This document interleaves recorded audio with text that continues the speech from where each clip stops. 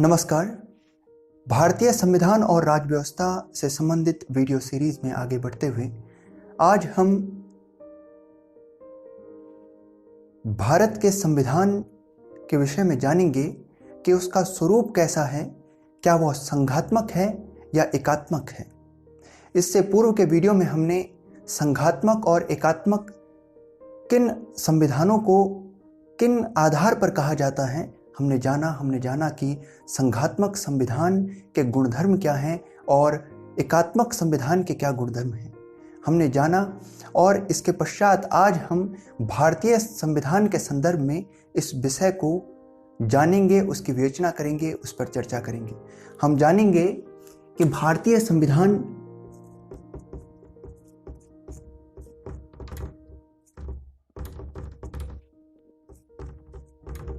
एकात्मक या संघात्मक,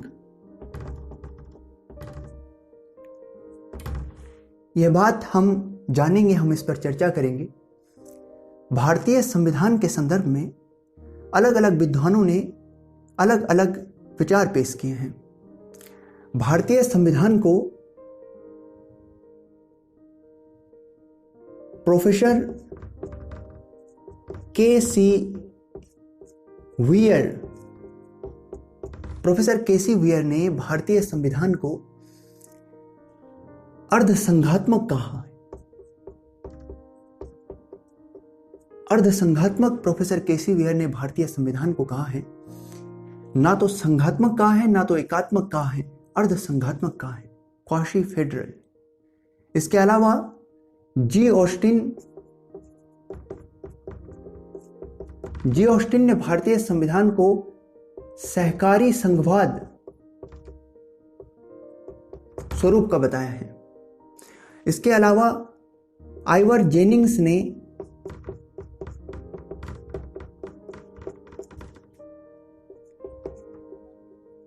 केंद्रीकरण के साथ संघ भारतीय संविधान को कहा है। केंद्रीकरण के साथ संघ कहा है। तो आप इन शब्दों से कुछ अनुमान लगाएं कि भारतीय संविधान का क्या स्वरूप है। प्रोफेसर के सी वियर इसे अर्धसंघात्मक कह रहे हैं, ना तो संघात्मक ना तो एकात्मक। आप इसे जानें। इसके अलावा भारतीय जो सर्वोच्च न्यायालय है, सर्वोच्च न्यायालय ने भारतीय संविधान को संघात्मक कहा है। सर्वोच्च न्यायालय ने बोम्मई मामला 1994 में भारतीय संविधान को बोम्मई मामला 1994 में सुप्रीम कोर्ट ने कहा कि भारतीय संविधान पूर्ण रूप से संघात्मक है, लेकिन इसमें केंद्र को मजबूत बनाया गया है ताकि भारत की एकता और अखंडता को सुनिश्चित रखा जा सके, उसे बनाए रखा जा सके। सुप्रीम कोर्ट ने पहले तो कहा कि भारतीय संविधान पूर्ण रूप से संघात्मक है, लेकिन उसके बाद सुप्रीम कोर्ट ने यह बात जोड़ी कि भारतीय संविधान संघात्मक तो है, लेकिन उसमें केंद्र को मजबूत बनाया गया है ताकि भारत की एकता और अखंडता को बनाए रखा जा सके। इसमें दूसरा जो तथ्य है ये आपके लिए कुछ अधिक मतलब तैयार कर रहा है। तो इन बातों को आप याद करें। इसके बाद हम आगे बढ़ रहे हैं और हम भारतीय संविधान के संघात्मक जो उसके लक्षण हैं हम उन्हें देखेंगे। अब हम भारतीय संविधान के संघात्मक गुण को जानेंगे।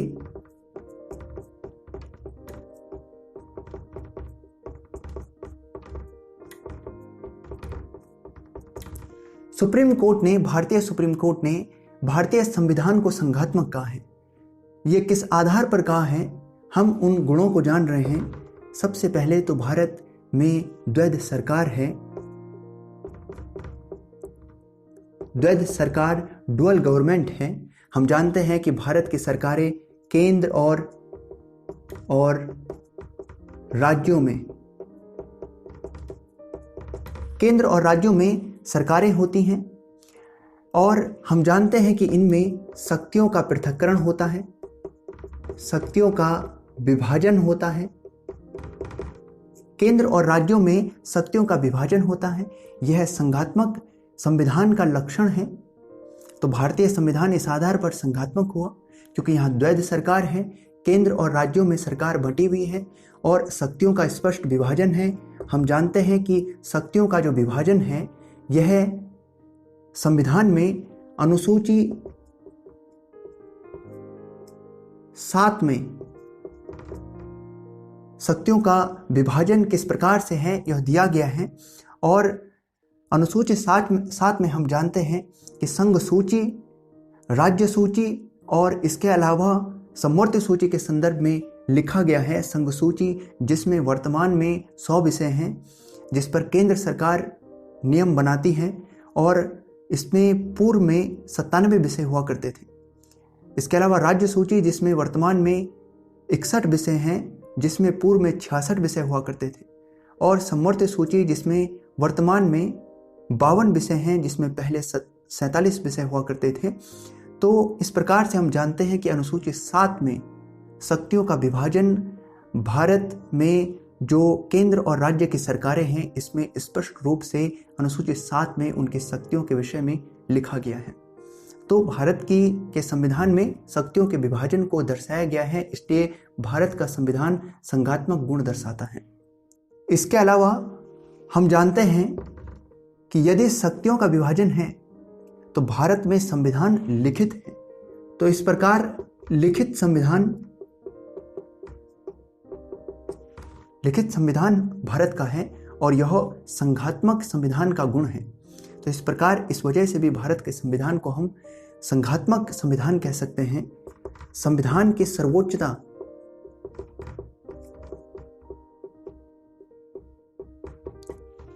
भारत में संविधान की सर्वोच्चता है और यह भी संघात्मक संविधान का गुणधर्म है। इस आधार पर भी हम भारतीय संविधान को संघात्मक कह सकते हैं। इसके अलावा स्वतंत्र न्यायपालिका भी भारतीय संविधान को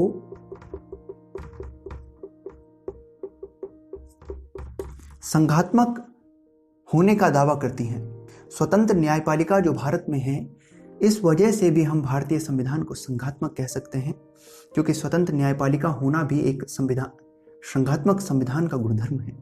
तो इन कुछ बिंदुओं के आधार पर हम कह सकते हैं कि भारतीय संविधान संघात्मक है। भारतीय संविधान के संघात्मक होने के संदर्भ में हमने कुछ गुणों को पढ़ा जिस आधार पर हम भारतीय संविधान को संघात्मक कहते हैं।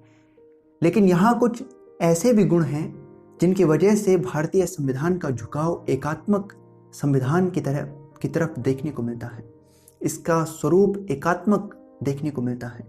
हम उन कुछ गुणों को भी पढ़ेंगे। भारतीय संविधान के एकात्मक गुण। पूर्व के वीडियो में हम एकात्मक और संघात्मक संविधान के संदर्भ में जान चुके हैं। देखिए, सबसे पहले तो भारतीय संविधान में एकड़ नागरिकता की बात है और एकड़ नागरिकता होना एक एकात्मक संविधान का गुण है। भारत के संविधान में भारतीय नागरिकों के लिए एकड़ नागरिकता, जिसे हम भारतीयता कहते हैं, इसका प्रावधान है। जबकि अमेरिका जो एक संघात्मक संविधान को लिए है वहां दोहरी नागरिकता होती। तो संघात्मक संविधान की पहचान है कि वहां दोहरी नागरिकता होती है, किंतु भारतीय संविधान जिसे हम अब तक संघात्मक संविधान कह रहे थे उसमें एकड़ नागरिकता का प्रावधान है। इस आधार पर हम कह सकते हैं कि भारतीय संविधान एकात्मक संविधान की तरह अपने गुणों को दर्शा रहा है। इसके अलावा हम जानते हैं कि यहां केंद्र बहुत अधिक शक्तिशाली है। ऐसा क्यों है? आप इन बातों को जानें। केंद्र इसलिए भी शक्तिशाली है, इससे पूर्व हमने जाना कि केंद्र राज्यों में जो शक्तियों का बंटवारा है उसमें हम जानते हैं कि संघ सूची में 100 बेहद महत्वपूर्ण विषय हैं। संघ सूची में 100 विषय हैं, जबकि राज्य सूची में केवल 61 विषय हैं। संघ सूची में 100 बेहद महत्वपूर्ण विषय हैं, पहली बात तो यह है। और इसके अलावा संघ सूची, राज्य सूची और समवर्ती सूची में से जो विषय बच जाते हैं उन विषयों को अवशिष्ट शक्तियों की संज्ञा दी जाती है, और उन अवशिष्ट शक्तियों पर जो नियम बना सकते हैं वह भी केंद्र सरकार है। तो अवशिष्ट शक्तियां भी केंद्र सरकार के पास हैं। अवशिष्ट शक्तियां केंद्र सरकार के पास, यानी अवशिष्ट शक्तियों पर भी केंद्र सरकार ही कानून बनाता है। तो इस प्रकार कहीं ना कहीं केंद्र सरकार अधिक शक्तिशाली दिखती है। इसके अलावा अखिल भारतीय सेवाएं,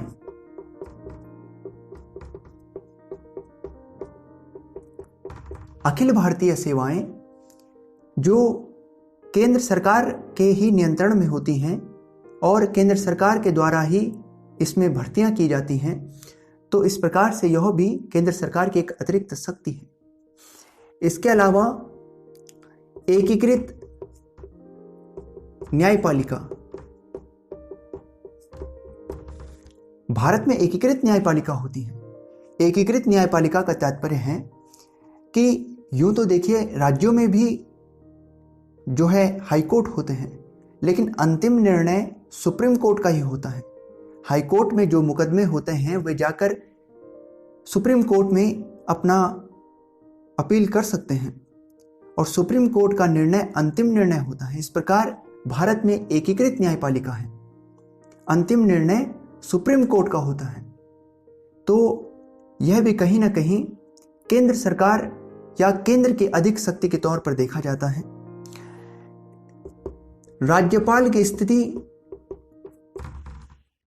को भी इस संदर्भ में विवादास्पद देखा जाता है, इसलिए क्योंकि राज्यपाल जो हैं ये राज्यों के प्रमुख हैं और राज्यपाल की नियुक्ति जो है ये केंद्र सरकार के द्वारा यानी राष्ट्रपति के द्वारा होती है, जो कि केंद्र में जो संसद है उसके प्रधान हैं।